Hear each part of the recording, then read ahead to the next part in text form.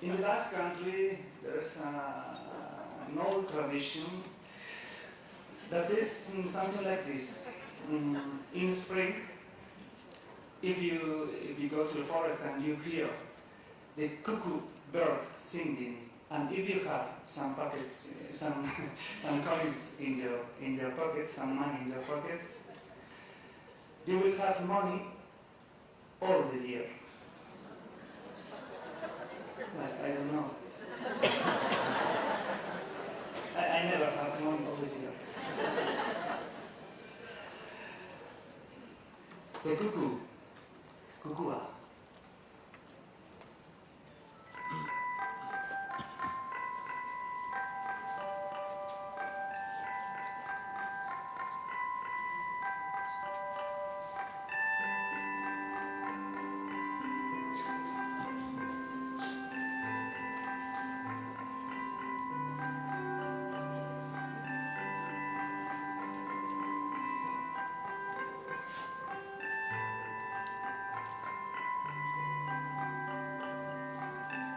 Apirilaren hasieran entzun zuen aurrena kukua. Urduri zebilerako behar bada, kaosa ordenatzeko joera horrengatik behar bada, kukuak zein notatan kantatzen zuen, jakin nahi izan zuen. Hurrengo arratsaldean hantxe zegoen basoan zain, dia basoia eskuan, kukuak noiz kantatuko. Dia basoiak ez ziren gezurrik, siso ziren kukuaren notak. Aurkikuntzak bazter guztiak astindu zituen. Denek jakin nahi zuten benetan nota horietan kantatzen ote zuen kukuak. Baina neurketak etzetozen bat. Bakoitzak bere egia zuen. Eta batek esaten zuen farre zirela, eta mido beste batek. Ez ziren ados hartzen. Bitartean, kukuak kantari jarraitzen zuen basoan. Ez zizoi, ez farre, mido ez da ere. Mila urte lehenago bezala kukuak kantatzen zuen. Kuku.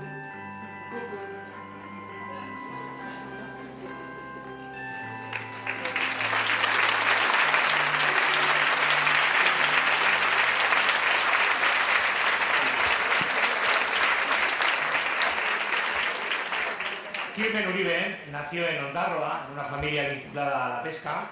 Se licenció en Filología Vasca en Gasteiz, en Vitoria, y cursó estudios de posgrado de literatura comparada en Trento, en Italia. Su primer premio literario importante, de Cerro de Bengoa, lo recogió en 1995 con la obra Lizardi eta erotismoa, cuando estaba cumpliendo condena por ser insumiso y negarse a ir al servicio militar obligatorio.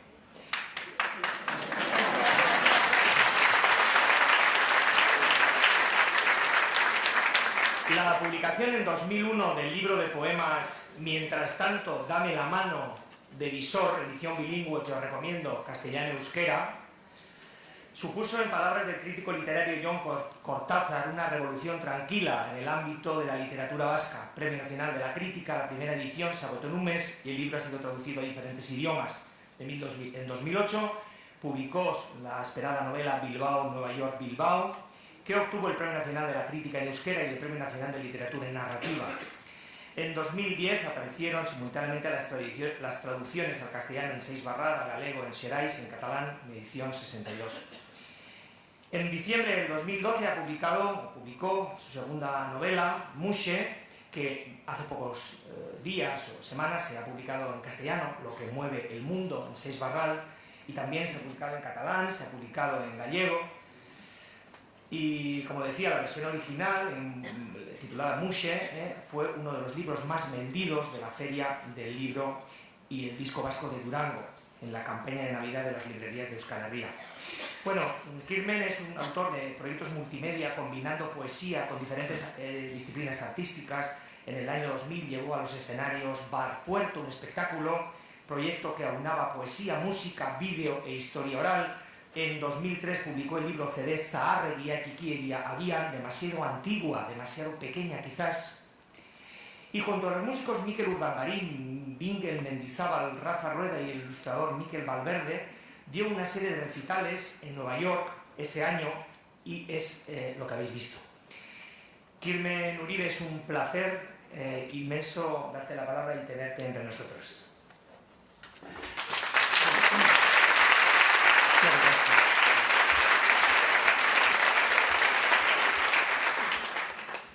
Eskerrik asko, Patxi. Bueno, eskerrik asko a todos por esta acogida. La verdad es que tenéis un buen ambiente aquí, en el Congreso. Se nota que os lleváis bien, o bueno, que estáis muy, no sé, o que es sábado, no sé. Bueno, perdón por mi inglés. Ese vídeo es del año 2003 y luego ya he asistido a más clases en escuelas de idiomas.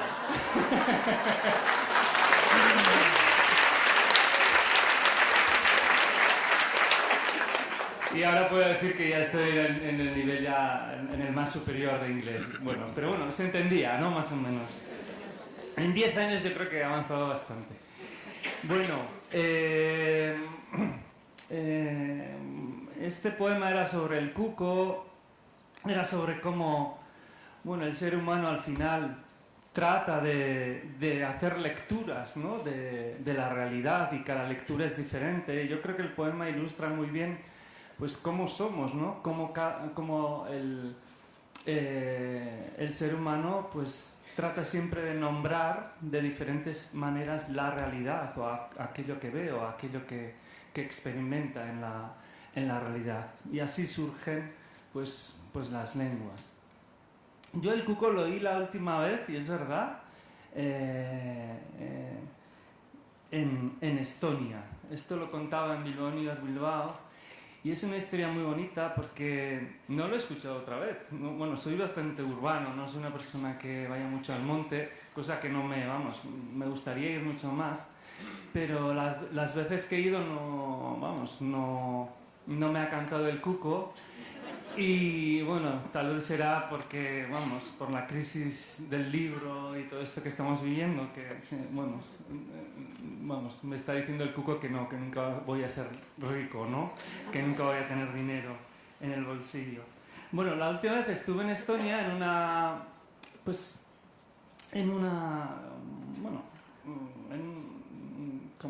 un grupo de escritores. Éramos un grupo de escritores que estábamos en un taller de traducción.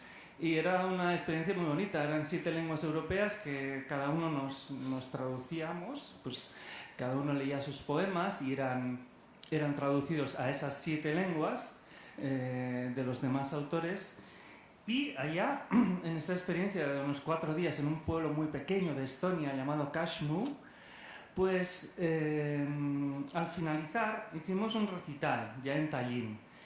Y el recital fue solamente en las lenguas originales, luego teníamos la traducción en la pantalla, ¿no? Entonces al final de este recital que hicimos, vino a la cena, luego fuimos a cenar y vino un señor que era naturalista, un señor muy especial. Y él en la cena, después de la cena, nos puso una cinta, un CD, y todo es real, ¿eh? Nos puso un CD con canciones de pájaros, ¿no? De diferentes especies de pájaros, gracias, diferentes especies de pájaros cantando. Y nada, pues se escuchaba así, pi, pi, pi, pi, pi, pi, pi, y nada, nos preguntó al finalizar, pues al cabo de unos 5 minutos de escuchar el CD, nos dijo: para vosotros, ¿cuántas especies de pájaros hay en esa grabación? Y uno dijo 2, 3, 4, bueno, ¿no? Y él dijo: hay 20 especies de pájaros cantando al unísono. Y nos quedamos como: 20, sí. Lo que pasa es que a algunos se les escucha más, se les oye más, ¿no? Cantan más alto y se les oye más. Y yo me dije, bueno, esta es la definición perfecta para las lenguas, ¿no? Me dije, bueno, algunas lenguas se escuchan mucho más y hay otras lenguas que no tienen esa visibilidad, no tienen esa presencia, pero que aún así pues, existen, y hay pajaritos que cantan en esas lenguas. Entonces la pérdida de cada una de esas pequeñas lenguas es como la pérdida de un pájaro especial, de un pájaro de una especie pues, con plumas rojas, verdes, azules, una especie maravillosa de pájaro, que cada día se pierden especies de pájaros y cada día se pierden también lenguas en el mundo. Bueno, vamos a ver un vídeo para ilustrar un poco pues, cómo trabajo yo y cómo trabaja en general un autor en euskera.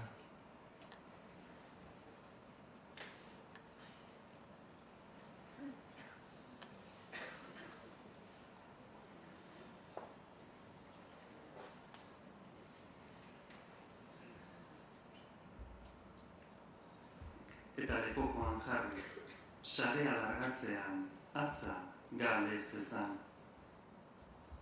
Handik marea batzuetara izebak, legatz batzuk garbitzen ari zelarik, urrezko eraztun bat aurkitu zuen, arrainetako baten sabelean.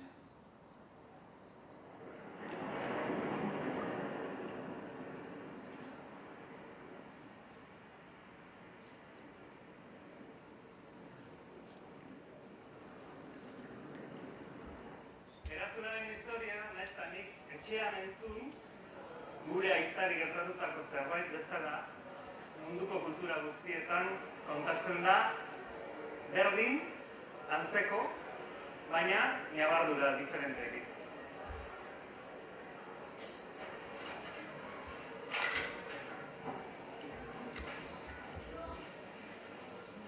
Kontua da, Greziako duela 2005 urtetik hona kontatzen den historia bera dela, ez? Ematen dut baita ere pertsiarrek ere kontatzen zutela. Gaur dago, Herodoto kontatzen du Polikrates erregeari gertatu zitzaiona. Gero, soldadutxoaren ipuina dago, Jonasen ipuina, Italo Calvinoak biltzen duen ipuin zoragarri bat, Konstantza Batukoa, eta azken aldaera izango zen, Big Fish-ena, ez da, film baten pelikula batean, hori gertzen zen, ez? Baina politena da, gure izebak ahozko tradiziotik jaso zuela, ez da? Ez zuen irakurri, baizik eta segurazki bere amonak kontatuko zion historia antzeko bat, eta horregatik jaso nuen, ez?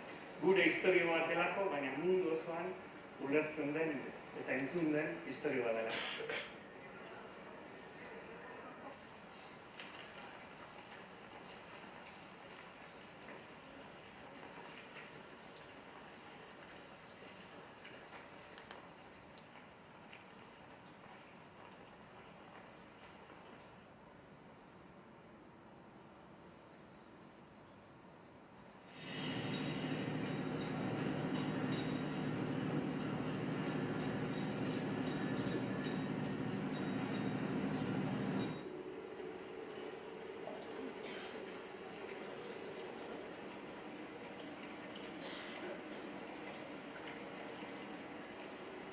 Aitak itxasoan galdu zuen ezkontzako eraztuna.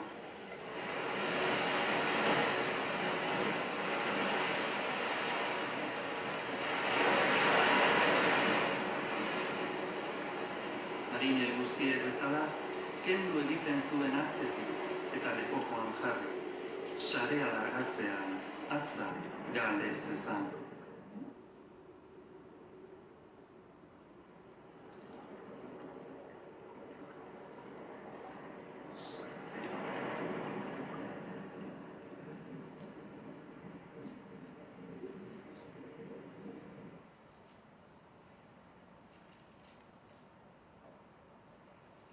Handik marea batzuetara izebak, legatz batzuk garbitzen ari zelarik, urrezko eraztun bat aurkitu zuen, arrainetako baten sabelean. Eraztuna garbitu eta grabatuta zituen letra eta zenbakiei jarri ziren arretan izebak. Gezurra zirudien arren, gurasoen ezkontza egune ematen zuten aditzera datak eta inizialek. itxura guztien arabera, aitak berak harrapatu zuen, eraztuna jantzion legatz.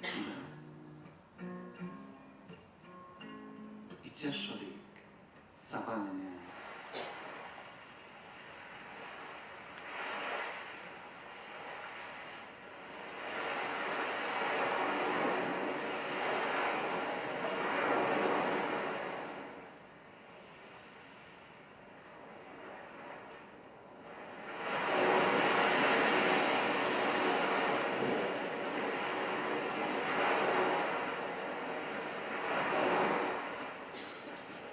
Udako gauaneak barruko haizea dakar eta oroitzapena. Kasualitateak orbita zabaleko planetak direlatu zait. Zeruari baina. Behin, aderi dira bakarrik. Eraztunarena kasualitatea handiegia da badakit. Baina ez doa jola. Importantena arain hausia.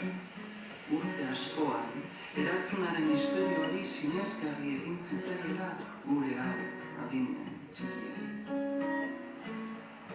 Gauz, itxasoak legatz baten bestera du. Izarrak salto egiten dute, ezkatu antzera.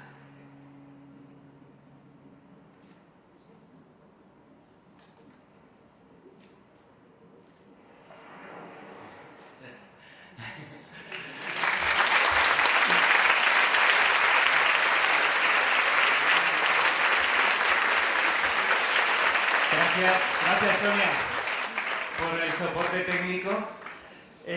Bueno, esta es una historia que ya veis, la historia del anillo, la historia del soldadito de plomo, la historia de Jonás dentro de la ballena, etc.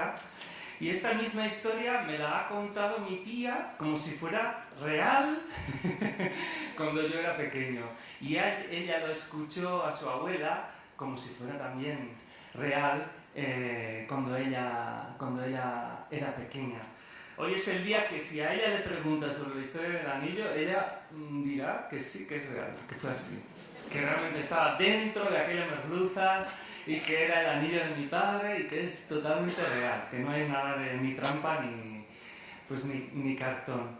Bueno, ya veis, ¿no? Es la misma historia que se da en diferentes tradiciones, en diferentes lenguas, se cuenta la misma historia. Y es lo que a mí me gusta de las lenguas, ¿no? De la relación entre las lenguas. Yo no veo, nunca me ha gustado la visión de una lengua como si fuera, no sé, una fortaleza, ¿no? Cerrada, oscura, ¿no? Defendiéndose contra la agresión exterior, sino que creo más en la comunicación entre lenguas, en la convivencia entre lenguas y este trasvase, ¿no? Que se ha dado siempre, además, que ha sido algo muy natural durante miles de años, este trasvase de historias, que al final lo único que cambia, y es muy importante también, es el matiz, ¿no? El matiz que le da cada lengua, el matiz que le da cada hablante de esa lengua. Bueno, hay un cuento que leí además en un libro, estaba en Nueva York hace unos años en casa de una amiga mía, Carmenchu se llamaba, de Donosti, y ella vivía en Nueva York. Ella se había exiliado ya en la posguerra con su madre. Su madre había trabajado para el Indacari Aguirre en el exilio en Nueva York, y ella pues había perdido la lengua, había perdido el euskera, ¿no? La única palabra que ella recordaba del euskera era goshua. Goshua, que quiere decir, es dulce, pero también quiere decir otra cosa, que es un postre. Un postre muy dulce. Entonces, es muy bonito que una niña recuerde solamente una palabra, ¿no? que tiene relación con un postre dulce, pero que es una palabra dulce además. No recordaba, no sé, una palabra dura o algo que le gritaban, ¿no? Sino que es la única palabra que ella se acuerda y que sea el nombre de un dulce. Me parece pues algo maravilloso. Y en esa casa, ella tenía una gran biblioteca, estaba yo hojeando los libros que tenía ella y encontré uno de Julio Caro Baroja, que era, ya sabéis, un gran etnólogo, antropólogo, que era navarro, ¿no? Julio, o medio navarro. Medio navarro. Entonces, él cuenta, en uno de estaba, pues nada, hojeando su libro y me encontré con con una leyenda muy, muy bonita, ¿no? Es la leyenda de la Virgen y el pez zapatero. Está muy bien. Está muy bien. La leyenda de la Virgen y el pez zapatero. Entonces cuenta la leyenda que, bueno, la Virgen estaba paseando por la playa. Entonces, pues cuando la vio, pues el pez zapatero, ¿sabéis cuál es el pez zapatero? El pez zapatero es un pez muy feo. Es el pez más feo que existe. Se le llama también joputa o palometa. La palometa, que tiene una cara de mucha mala hostia. Pues con una dentadura muy prominente, en fin, una cara de muy pocos amigos. Entonces, este pez, pues la Virgen estaba paseando, me imagino, por la Concha, por ejemplo, ¿no? Y... sí, porque la Virgen hablaba de euskera, curiosamente, en esa... Ya sabéis que el euskera ha sido una lengua, vamos. La de Tubal, la de la Virgen, en fin. Entonces, se le acercó este pez y le dijo, oh, pues, qué bella señora es usted, ¿no? Pero así, en castellano, se le dirigió el pez. Y la Virgen se enojó y dijo, oye, a mí me tienes que hablar en euskera, que es la lengua celestial. Entonces, le condenó a ser el pez más feo del mundo en toda la historia. Entonces me dio pena el pobre pez zapatero que se enamoró de la Virgen y le dijo algo bonito, pero en castellano, y fue condenado a ser feo durante toda la eternidad.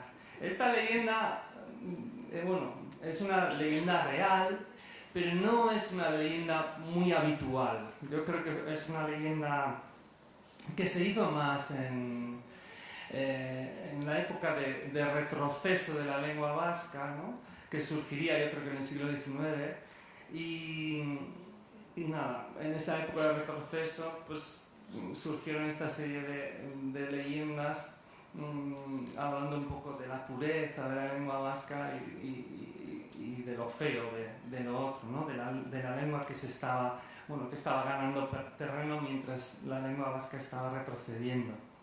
Bueno, a mí me hace mucha gracia esta leyenda porque habla un poco de la situación en la que vivía la lengua, ¿no? Las dos lenguas, y cómo en esa situación de pérdida de territorio, de sitio, pues la gente se defendía con estos argumentos un poco especiales, ¿no?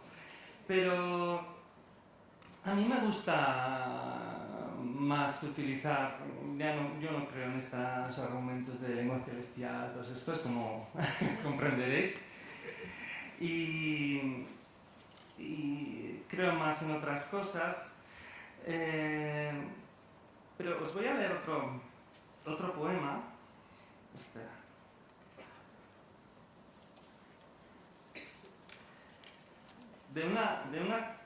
De algo que vi realmente en la ciudad de Santa Fe, cuando estaba en Santa Fe, en Estados Unidos, y vi una estatua.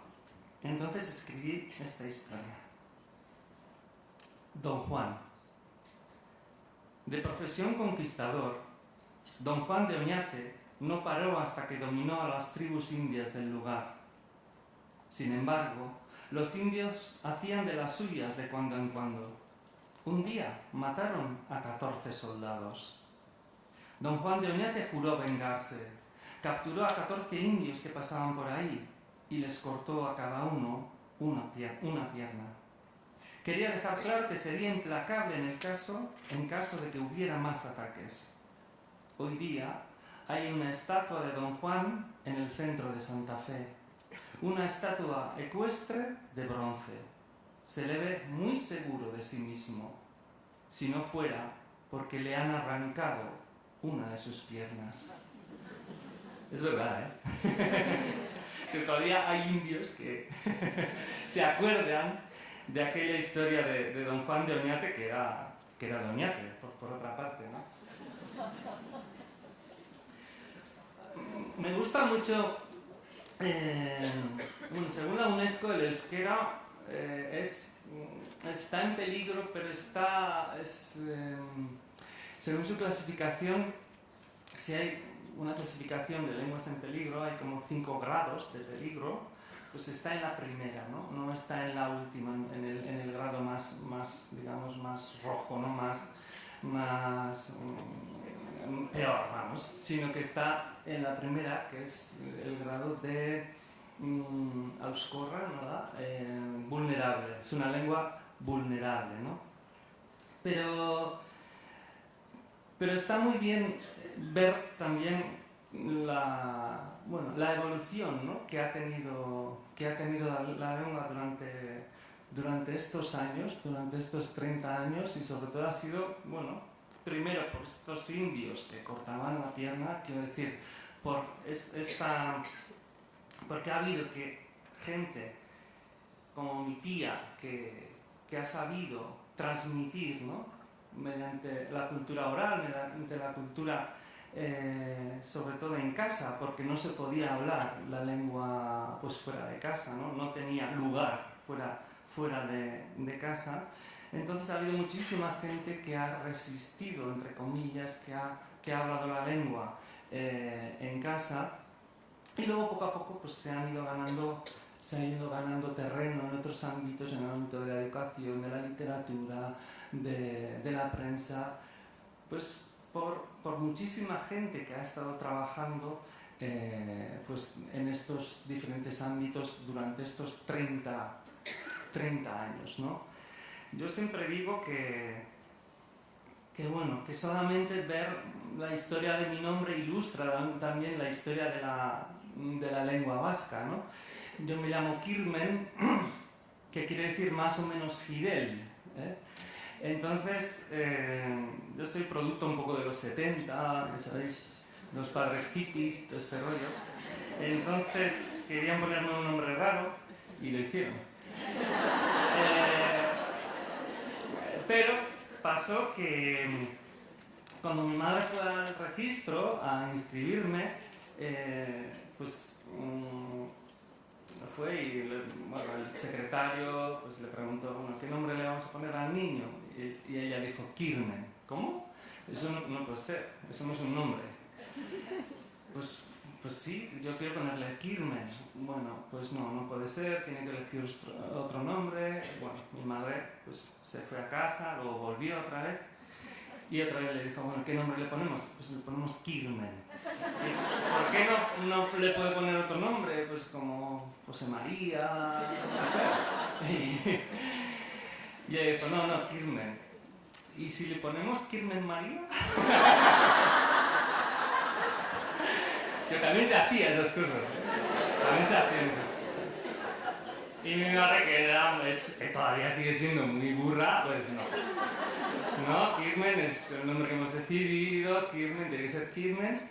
Y al final lo consiguió. Al final mi madre dice que estuve durante unos meses sin nombre, era una persona no inscrita, sin nombre, pero al final lo consiguió. Y fijaos que luego, luego fui a la escuela, primero a la Ikastola, luego al instituto en euskera, luego a la universidad en euskera también. Y bueno, ya en el instituto nosotros leíamos escritores en euskera como Achaga, Sarrinandi, Aizar Vitoria, teníamos nuestros modelos literarios, digamos, y nada, ha llegado el momento ya ha llegado el día en que yo escribo, soy un autor, traducido al catalán, al castellano, pero también a otras lenguas, ¿no? Entonces, fijaos que en una vida, en la mía, cambio que ha habido en la evolución, en la evolución de una lengua. Estuve hace poco en Japón, en Okinawa. Bueno, fue una experiencia muy bonita. No sé si hay profesor de japonés por aquí. ¿Sí? Hola.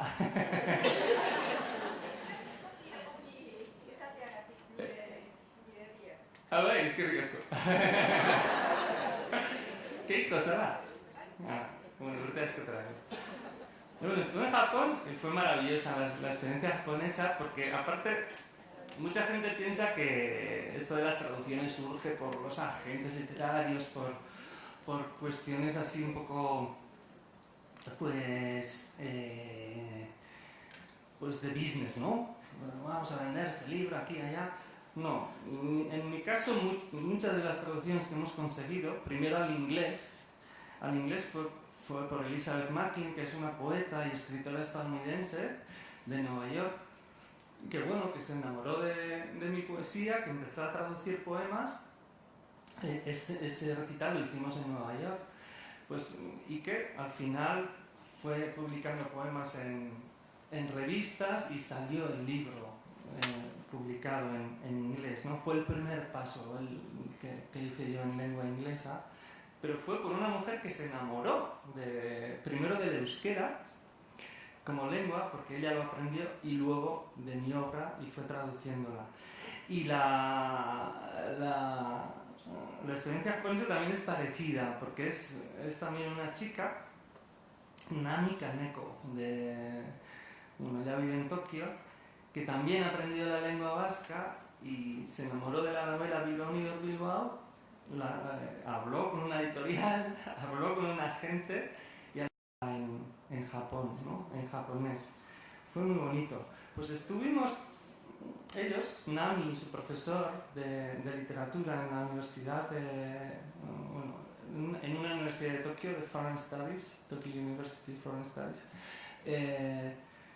me invitaron a Okinawa y yo les dije, pero bueno, estuvimos en Tokio y luego a Okinawa.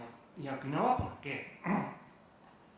Pues porque viven una situación similar de una lengua que se está perdiendo, hay poquísimos hablantes. Y fuimos allá a Okinawa y era como ir a la época del Kirmen pequeñito, ¿no? De este que nació, ellos me invitaron a la universidad a hablar de cómo escribo yo en euskera, de cuál es la situación de la lengua vasca y de otras lenguas en el Estado español.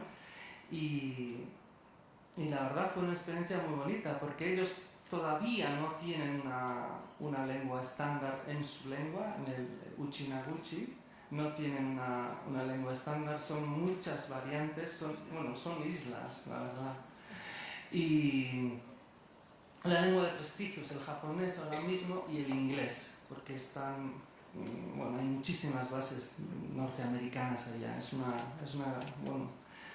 viven casi militarizados, eso también me lo enseñaron. Era muy bonito porque había un museo antimilitarista, es un museo que es de un señor que compró las tierras anejas a la base, o sea, el muro de la base, y el museo está pegado al muro de la base. Entonces hubo un señor que dijo, pues voy a hacer yo un museo aquí, que compró el terreno, hizo un museo antimilitarista, un poco,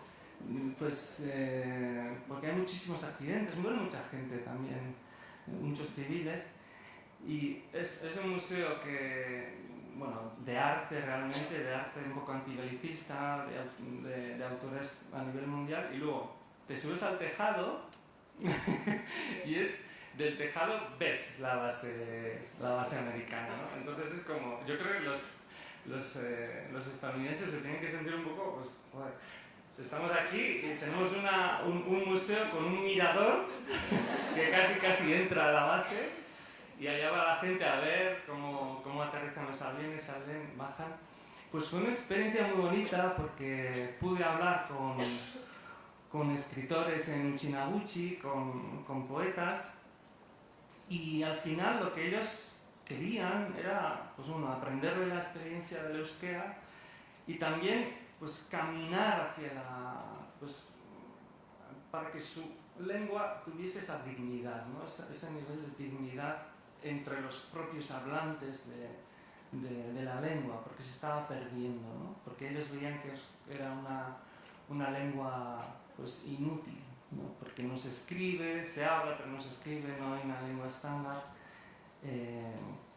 etc. Entonces, no sé, fue bonito porque ellos ya han empezado a juntarse entre ellos, quieren hacer una lengua estándar, pedir ayudas al gobierno para que haya estudios, etc. Y bueno, y estuvo muy bien esta experiencia. Me llevaron a una cueva, bueno, Okinawa está llena de cuevas, ya sabéis, si habéis visto, bueno, alguna...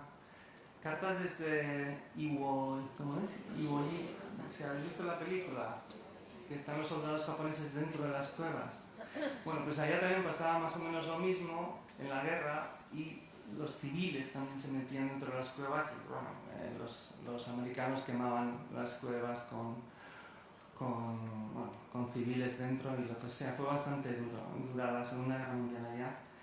Y me llevaron a una de estas cuevas y había unas botellas de licor que la gente dejaba en estas cuevas con una promesa. Pues si tú tenías una enfermedad, firmabas la botella y la dejabas allá esperando. Tienes que esperar 5 años para que el licor ya esté en su punto y lo puedas beber. Y aparte, pues esa promesa se cumple, más o menos, ¿no? Entonces eran parejas de enamorados, gente enferma, no sé, yo qué sé. Y nada, yo puse una botella allá y dije, bueno, espero volver dentro de 5 años y que la lengua esté un poquitín mejor. A ver si vuelvo. Bueno, lo que más me gusta a mí yo creo que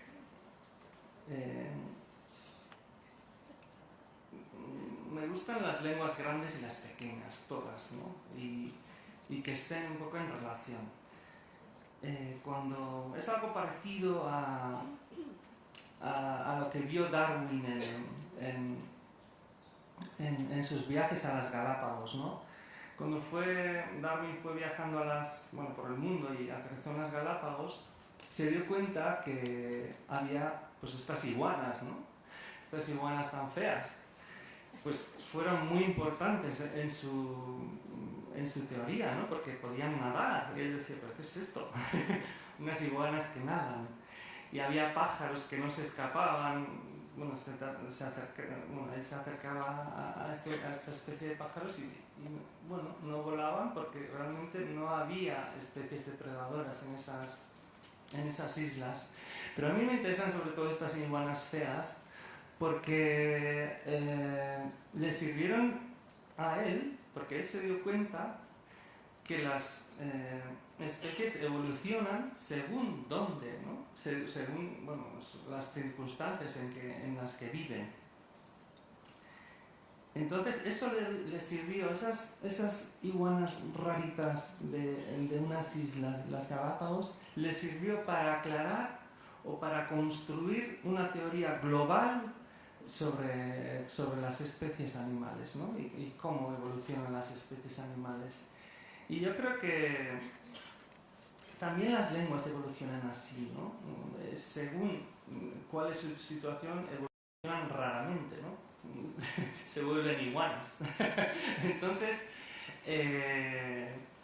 me gusta decir o pensar que estas lenguas, como el euskera o como la lengua uchinaguchi de Okinawa, aunque sean pequeñitas y aunque sean raras, como estas iguanas o estos pájaros de las Galápagos, ayudan a una comprensión global de las lenguas en todo el mundo, ¿no? No sé, yo lo veo un poco así.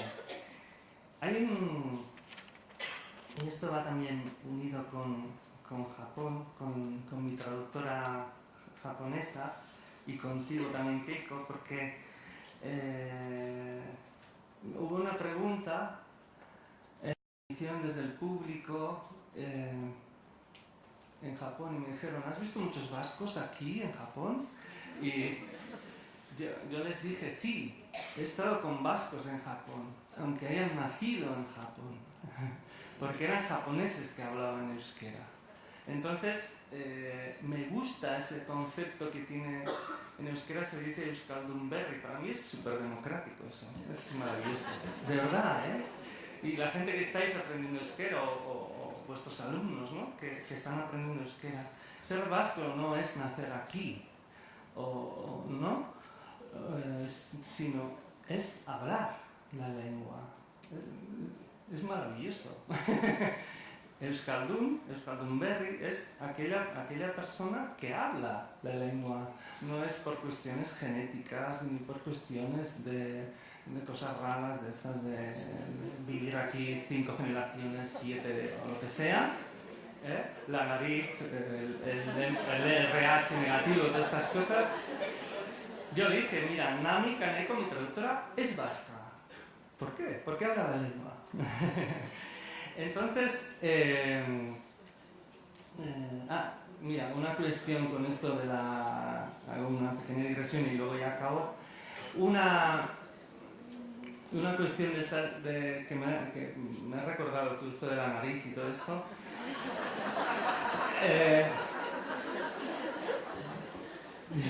Yo tengo, hace unos años ya, me hicieron unos análisis de sangre y me salió que tenía el hierro por las nubes, ¿no? El índice de ferritina era muy alto. Entonces me dijeron que fuese al hematólogo, que me tratase, etc. Bueno, el hematólogo me dijo que nada, que el único tratamiento es hacer sangrías, cada 15 días me hicieron, para bajar el nivel de ferritina. Y yo, pues, en esas sesiones de que te sacan la sangre, pues le preguntas, ¿y esto de dónde viene? ¿Esto por qué es?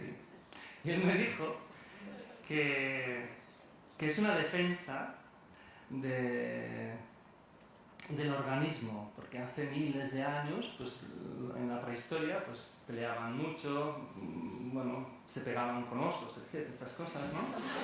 Y sangraban mucho. Entonces, que era una especie de cosa prehistórica que vivía dentro de mí. Tengo un neandertal dentro, ¿no? Y además me dijo, además pasa con gente que no se ha mezclado mucho. O sea, tú eres tan vasco que tienes esto de la ferritina. Si se hubieran juntado con esto, con lo otro, esta mezcla, pues no hubieras sufrido tanto y no hubieras venido cada 15 días a sacarte sangre, ¿no? Entonces yo es que no creo en estas cosas de genética, de no sé cuántas generaciones, todas estas cosas. Creo más en el concepto de lengua y en que una lengua se puede aprender y cualquiera puede aprender una lengua, y cuando tú aprendes una lengua, pues ya formas parte de esa comunidad. Es que eso es súper democrático, es maravilloso. Entonces, Michael me dijo que hablase de la anécdota de las X y acabaré con esa anécdota. Cuando una vez que fuimos a Nueva York, después de una lectura de poesía, vino una escritora donde mí, Phyllis Levin, y ella me dijo que había estado mirando cosas en euskera por internet, pues como sabía que venía, pues había estado ahí como navegando y buscando cosas, y que, claro, había visto textos pero que no entendía nada, o sea, no entiendo nada. Pero que se había fijado que había, en nuestra lengua, que había muchas X, ¿no? O sea, estaba mirando los textos y fijándose en las X. ¿Y es verdad que utilizáis mucho la X? Y yo le dije sí, porque utilizamos la X para dos fonemas, que es la sh y la ch, ¿no? Como los catalanes también. Y me dijo, pues que si te fijas solo en las X, hay tantas que vuestra lengua parece un mapa del tesoro, que puedes hacer así, ¿no? Y puedes encontrar el tesoro. Bueno, pues que no hay una definición más bella, más bonita para describir el aprendizaje de una lengua, ¿no? Que es ir juntando X y al final, poco a poco, pues te encuentras con un gran tesoro, que es una o cada una de las lenguas que hay en el mundo, sean grandes, sean pequeñas. Muchas gracias.